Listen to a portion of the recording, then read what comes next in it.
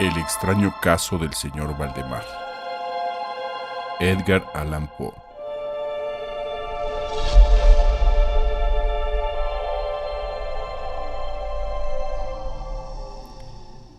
De ninguna manera me parece sorprendente que el extraordinario caso del señor Valdemar haya provocado tantas discusiones. Hubiera sido un milagro que ocurriera lo contrario, especialmente en tales circunstancias. Aunque todos los participantes deseábamos mantener el asunto alejado del público, al menos por el momento, o hasta que se nos ofrecieran nuevas oportunidades de investigación, a pesar de nuestros esfuerzos, no tardó en difundirse una versión tan espuria como exagerada, que se convirtió en fuente de muchas desagradables tergiversaciones, y como es natural, de profunda incredulidad. El momento ha llegado de que yo dé a conocer los hechos en la medida que me es posible comprenderlos. Helos aquí súcitamente.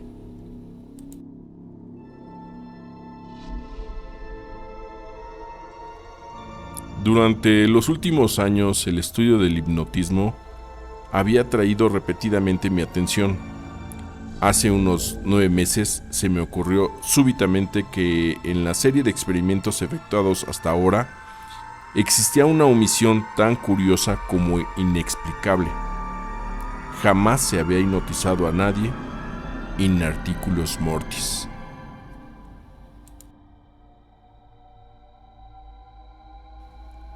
Quedaba por verse si, en primer lugar, un paciente en esas condiciones sería susceptible de influencia magnética. Segundo, en caso de que lo fuera, si su estado aumentaría o disminuiría dicha susceptibilidad. Y tercero, hasta qué punto o por cuánto tiempo el proceso hipnótico sería capaz de detener la intrusión de la muerte. Quedaban por aclarar otros puntos, pero estos eran los que más me excitaban mi curiosidad. Sobre todo el último, dada la inmensa importancia que podía tener sus consecuencias.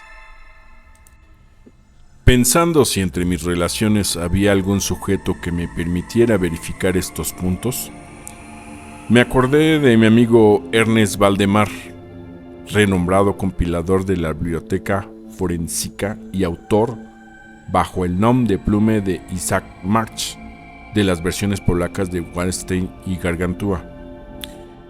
El señor Valdemar, residente desde 1839 en Harlem, New York, es, o era, especialmente notable por su extraordinaria delgadez, tanto que sus extremidades inferiores se parecían mucho a las de John Randolph, y también por la blancura de sus patillas, en contraste con sus cabellos negros, lo cual llevaba a suponer con frecuencia que usaba peluca. Tenía un temperamento muy nervioso, que le convertía en buen sujeto para experiencias hipnóticas. 2 o 3 veces le había adormecido sin gran trabajo, pero me decepcionó no alcanzar otros resultados que su especial constitución me habían hecho prever.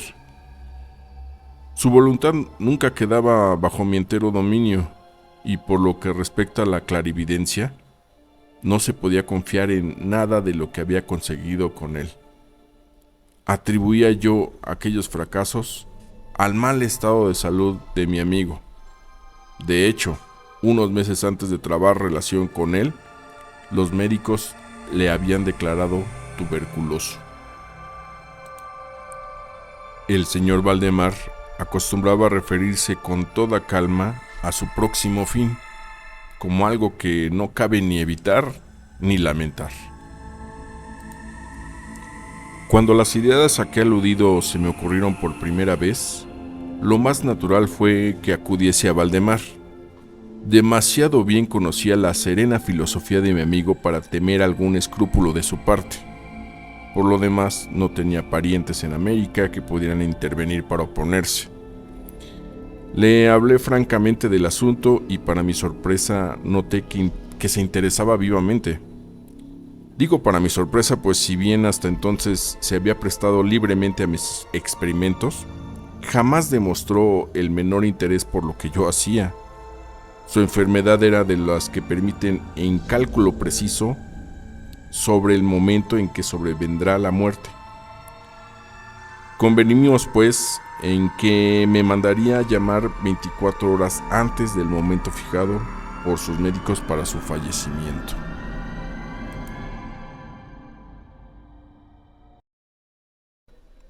Hace más de 7 meses que recibí la siguiente nota, de puño y letra de Valdemar.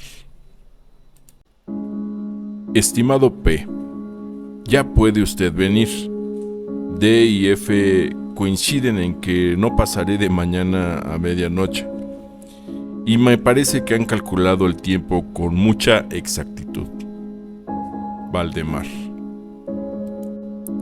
Recibí el billete media hora después de escrito, y 15 minutos más tarde estaba en el dormitorio del moribundo. No le había visto en los últimos 10 días, y me aterró al verlo la espantosa alteración que se había producido en tan breve intervalo. Su rostro tenía un color plomizo, no había el menor brillo en los ojos, y tan terrible era su delgadez que la piel se había abierto en los pómulos. Expectoraba continuamente y el pulso era casi imperceptible. Conservaba, no obstante, una notable claridad mental y cierta fuerza.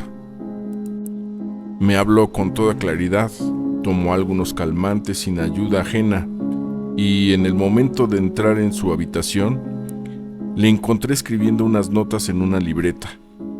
Se mantenía sentado en el lecho con ayuda de varias almohadas, y estaba a su lado los doctores D y F.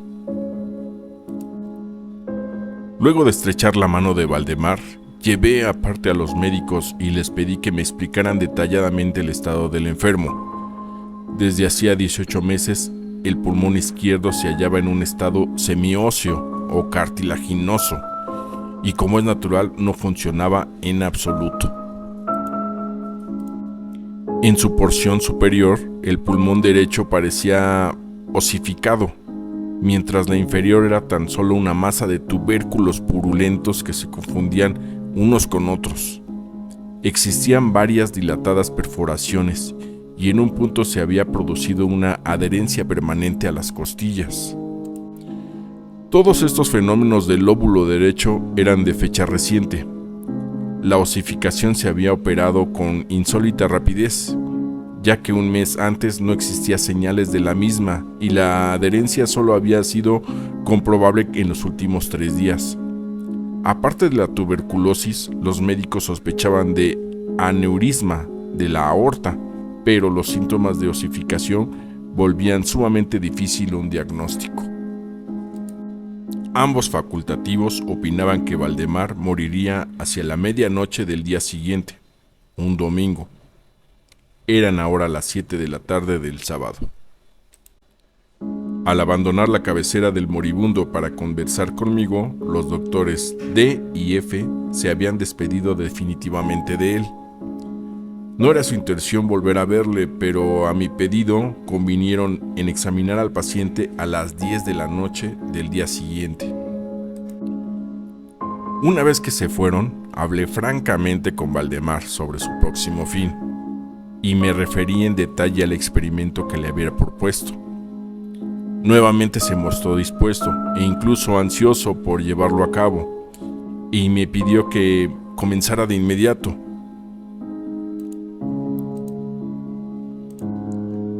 Dos enfermeros, un hombre y una mujer, atendían al paciente, pero no me sentí autorizado a llevar a cabo una intervención de tal naturaleza frente a testigos de tan poca responsabilidad, en caso de algún accidente repentino.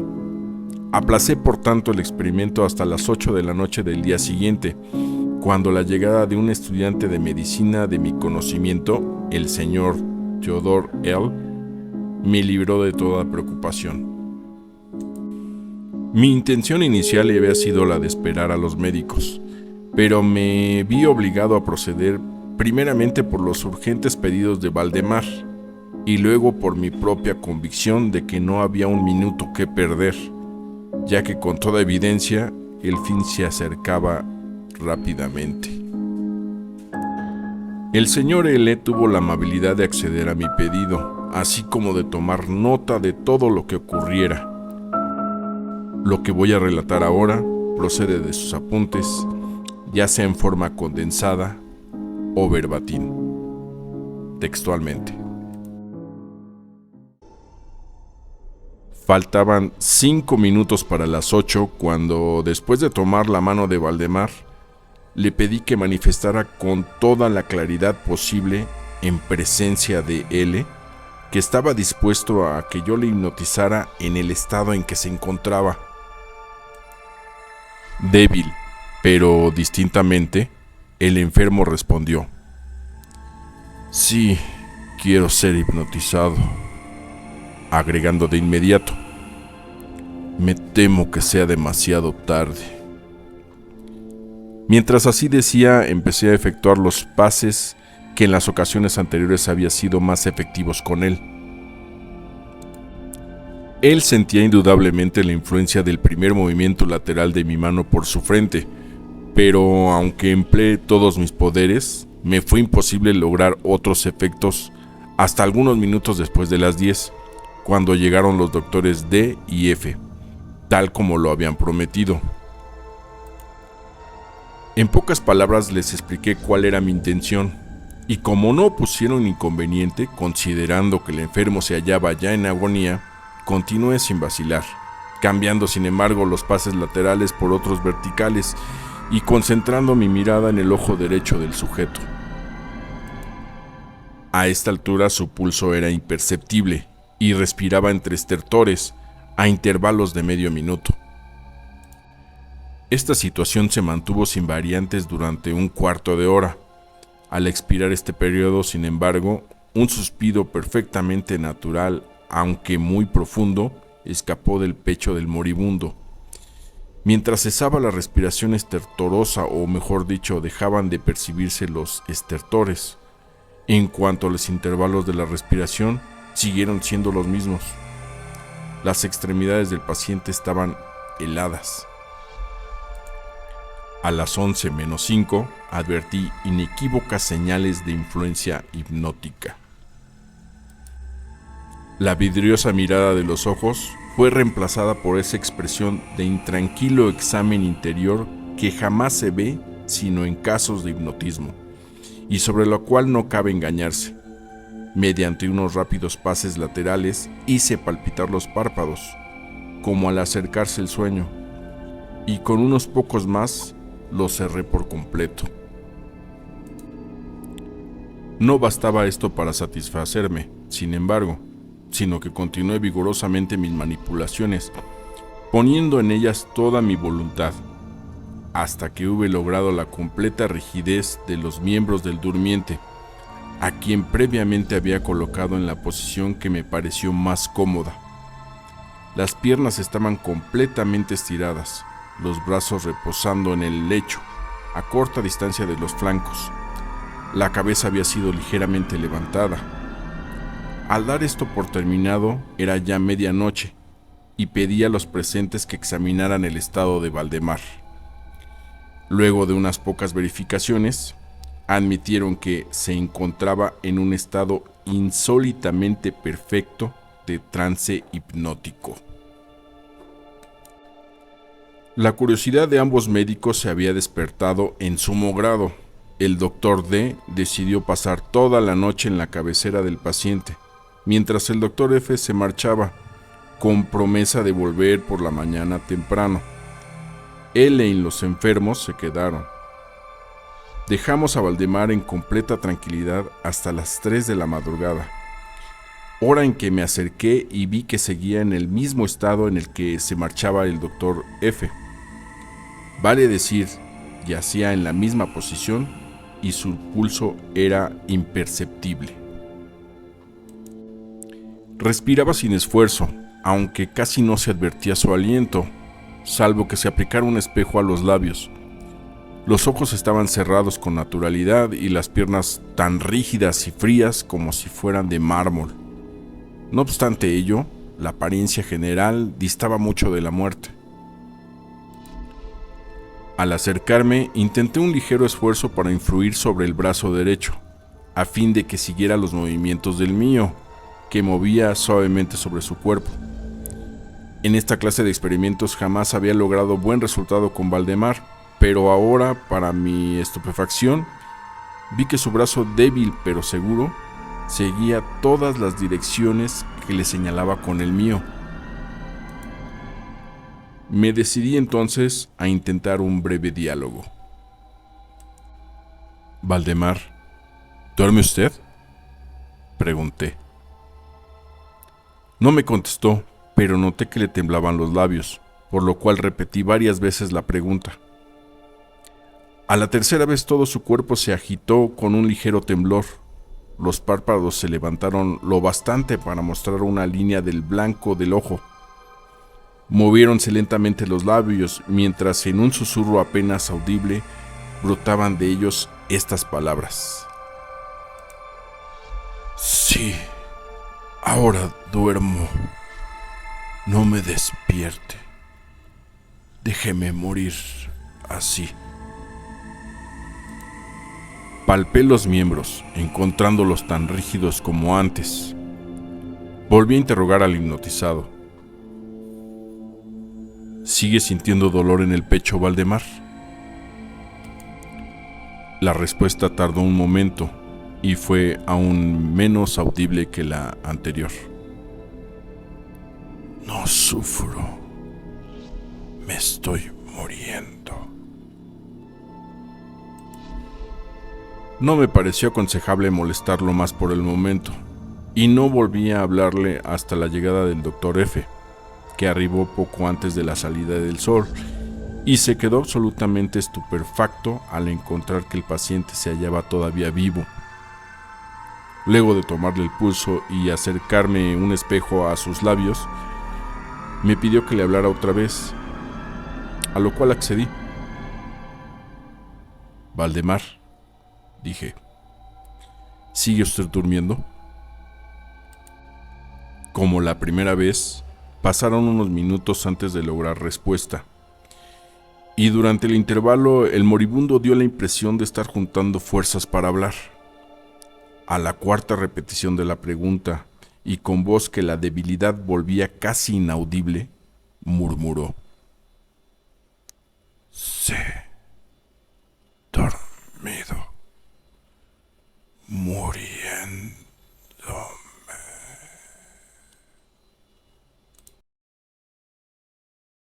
La opinión, o mejor, el deseo de los médicos era que no se arrancara a Valdemar de su actual estado de aparente tranquilidad hasta que la muerte sobreviniera, cosa que según consenso general solo podía tardar algunos minutos. Decidí, sin embargo, hablarle una vez más, limitándome a repetir mi pregunta anterior. Mientras lo hacía, un notable cambio se produjo en las facciones del hipnotizado. Los ojos se abrieron lentamente, aunque las pupilas habían girado hacia arriba. La piel adquirió una tonalidad cadavérica, más semejante al papel blanco que al pergamino. Y los círculos écticos, que hasta ese momento se descartaban fuertemente en el centro de cada mejilla, se apagaron bruscamente. Empleo estas palabras porque lo instantáneo de su desaparición trajo a mi memoria la imagen de una bujía que se apaga de un soplo. Al mismo tiempo, el labio superior se replegó, dejando al descubierto los dientes que antes cubría completamente, mientras la mandíbula inferior caía con una sacudida que todos oímos, dejando la boca abierta de par en par, revelando una lengua hinchada y ennegrecida.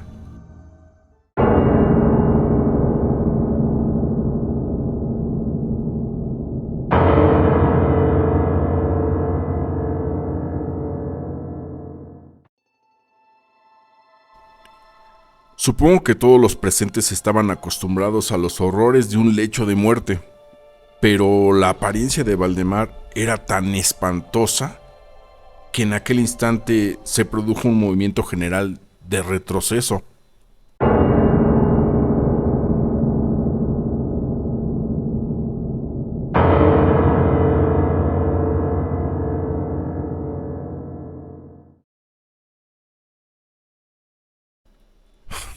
Comprendo que he llegado ahora a un punto de mi relato en el que el lector se sentirá movido a una absoluta incredulidad. Me veo, sin embargo, obligado a continuarlo. El más imperceptible signo de vitalidad había cesado en Valdemar. Seguros de que estaba muerto, lo confiábamos ya a los enfermeros, cuando nos fue dado observar un fuerte movimiento vibratorio de la lengua. La vibración se mantuvo aproximadamente durante 1 minuto. Al cesar, de aquellas abiertas e inmovibles mandíbulas, brotó una voz que sería insensato pretender describir. Es verdad que existen 2 o 3 epítetos que cabría aplicarle parcialmente. Puedo decir, por ejemplo, que su sonido era áspero y quebrado, así como hueco. Pero el todo es indescriptible, por la sencilla razón de que jamás un oído humano ha percibido resonancias semejantes.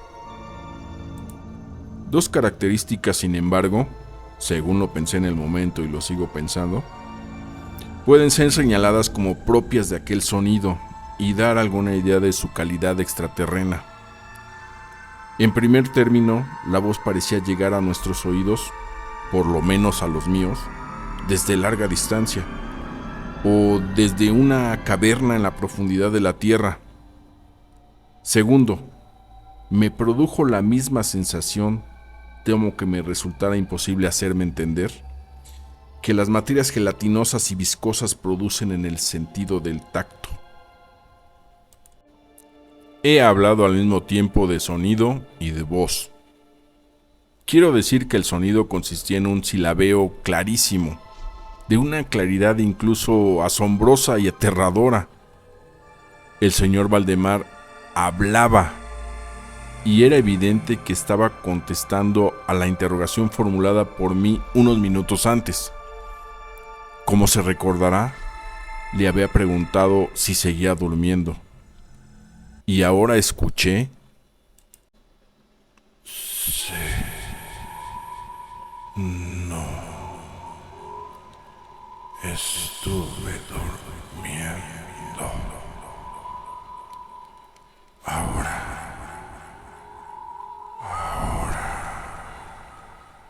estoy muerto.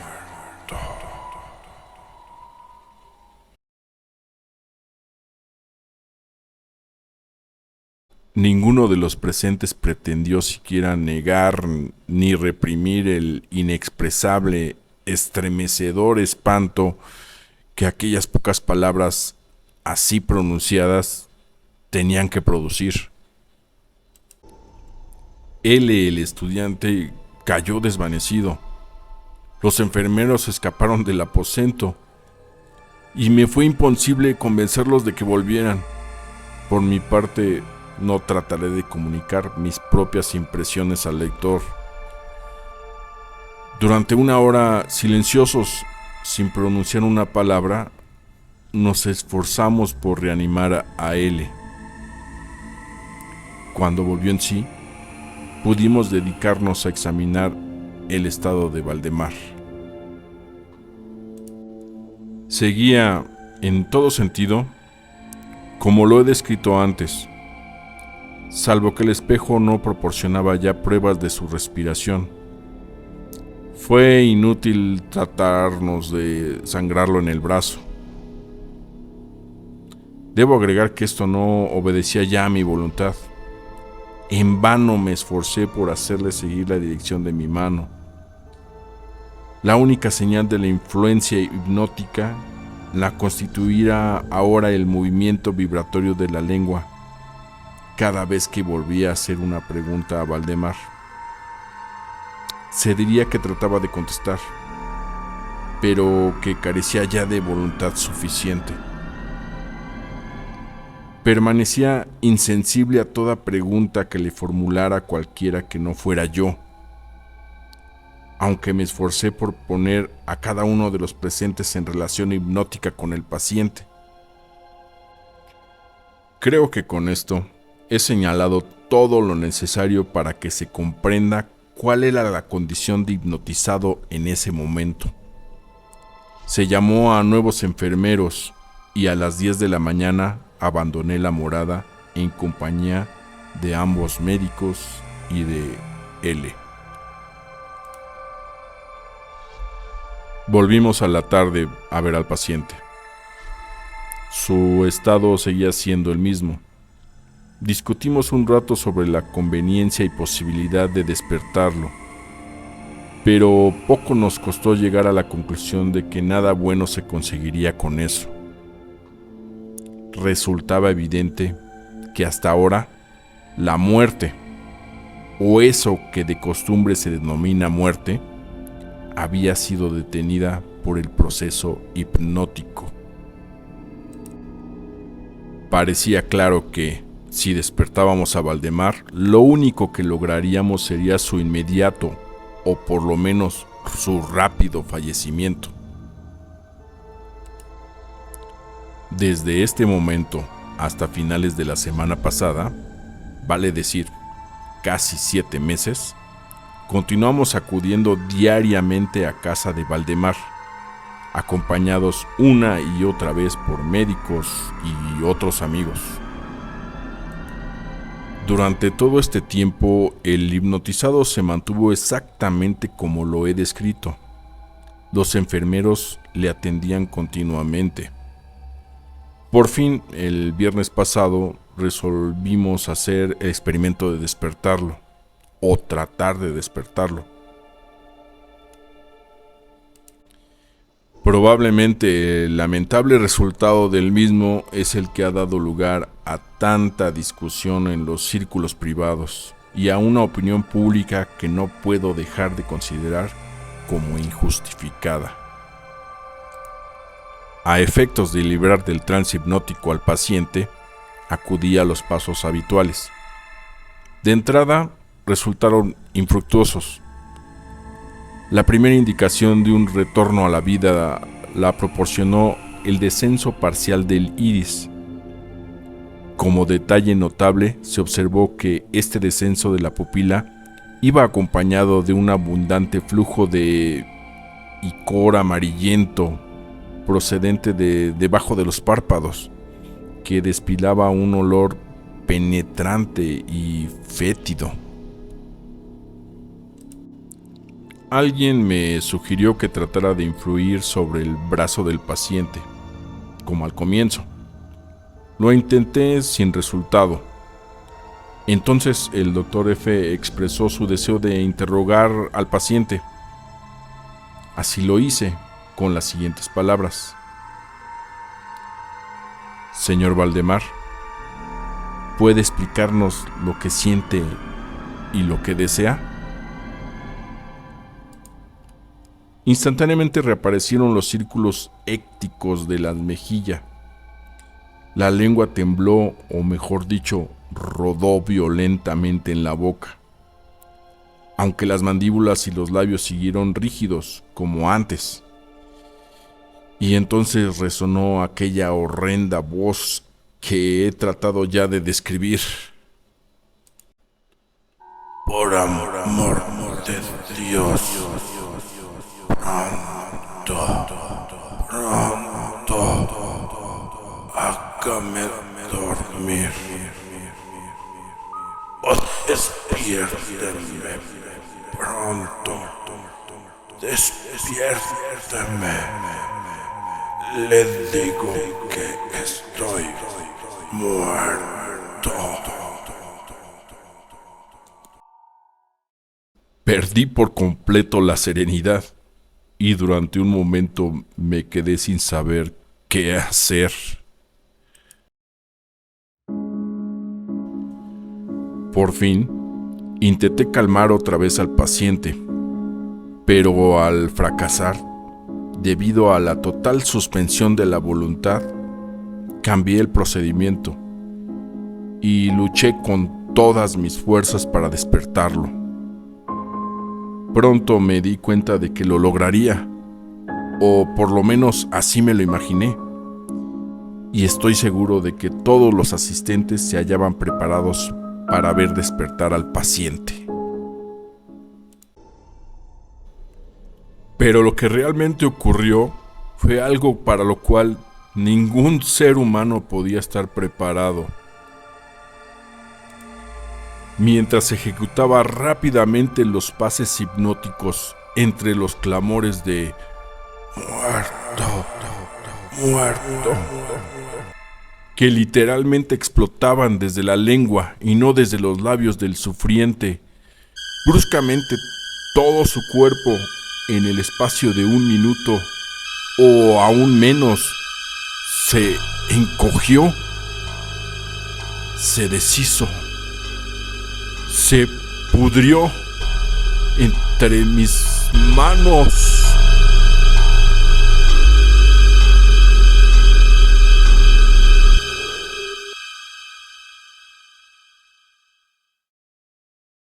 Sobre el lecho, ante todos los presentes, no quedó más que una masa casi líquida, de repugnante, de abominable putrefacción.